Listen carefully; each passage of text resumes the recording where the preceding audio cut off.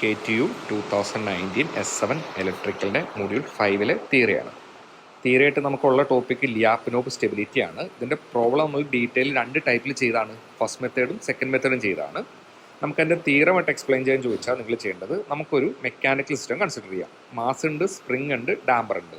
നമുക്കതിൻ്റെ ഇക്വേഷൻ എഴുതാൻ അറിയാലോ. എമ്മിൻ്റെ ഒപ്പം 2 പ്രാവശ്യം ഡിഫറൻസിയേഷൻ ചെയ്തു, ബിയുടെ 4 പ്രാവശ്യം, കെയുടെ ഒപ്പം വെറുതെ എക്സ് ഇട്ട് കൊടുത്തു. എക്സ് നമ്മുടെ ഡിസ്പ്ലേസ്മെൻ്റ് ആണ്, ഈക്വൽ ടു 0. എക്സ്റ്റേണൽ ഫോഴ്സ് ഒന്നും ആക്ട് ചെയ്യുന്നില്ല.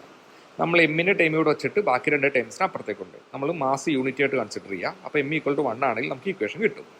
d² x1 എന്ന് പറഞ്ഞാൽ x1 2 പ്രാവശ്യം ഡിഫറൻസിയേഷൻ ചെയ്തു. അതാണ് ഞാൻ x1 ഡബിൾ ഡോട്ടിന് എഴുതിയേക്കണം.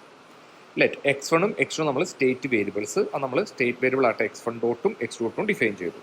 ഇത് നമ്മൾ ചെയ്യണത് ടോട്ടൽ എനർജിന് നമ്മൾ കൈനറ്റിക് എനർജിയും പൊട്ടൻഷ്യൽ എനർജിയുടെ സമ്മായിട്ട് എഴുതി വെച്ചു. Half mv² half kx².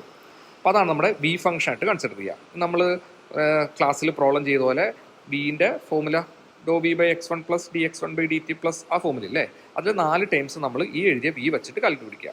അതുകൊണ്ട് നമ്മുടെ ഫോമുലയിൽ സബ്സ്റ്റിറ്റ്യൂട്ട് ചെയ്യുമ്പോൾ കണ്ടോ ഡെറിവേറ്റീവ് നെഗറ്റീവ് കിട്ടിയത്. അപ്പോൾ ഫംഗ്ഷൻ പോസിറ്റീവും ഡെറിവേറ്റീവ് നെഗറ്റീവ് ആണ്, സിസ്റ്റം എന്തായിരിക്കണം സ്റ്റേബിൾ. ഇതാണ് നമ്മൾ പ്രോബ്ലത്തിൽ ക്ലാസ്സിൽ മാത്തമാറ്റിക്കലി ചെയ്തത്. എങ്ങനെ ഡെറിവേഷൻ ആയിട്ട് ചോദിച്ചാൽ നിങ്ങൾ മെക്കാനിക് സിസ്റ്റത്തിൻ്റെ എക്സാമ്പിൾ ഇട്ടിട്ടാണ് എഴുതി വെക്കാനായിട്ട്.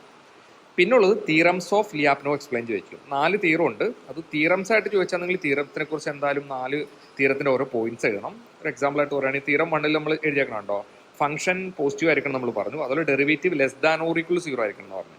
തീറം 2 അതൊന്ന് മോഡിഫൈ ചെയ്തു. ആ derivative less than or equal to 0 മാറ്റി ലെസ് ദാൻ 0 ആക്കിയാൽ മതി. അപ്പം ഓരോ തീറത്തിനെ മോഡിഫൈ ചെയ്ത് കൊണ്ടുവന്ന 4 തീറംസ് ഉണ്ട്. ഈ 4 തീറംസിൻ്റെ ലോജിക്കിലാണ് നമ്മൾ ലിയാപ്നോബിൻ്റെ പ്രോബ്ലംസ് എല്ലാം ചെയ്യണത്. നിങ്ങൾ എക്സാമിന് തീറമായിട്ട് ചോദിച്ചാൽ നിങ്ങൾ ഇത് എഴുതണം. പിന്നെ എന്താണ് ലിയാപ്നോബ് സ്റ്റെബിലിറ്റി എന്ന് എക്സ്പ്ലെയിൻ ചെയ്യാൻ ചോദിച്ചാൽ നമ്മൾ മെക്കാനിക്കൽ സിസ്റ്റത്തിൻ്റെ എക്സാമ്പിൾ വെച്ച് എഴുതണം കേട്ടോ.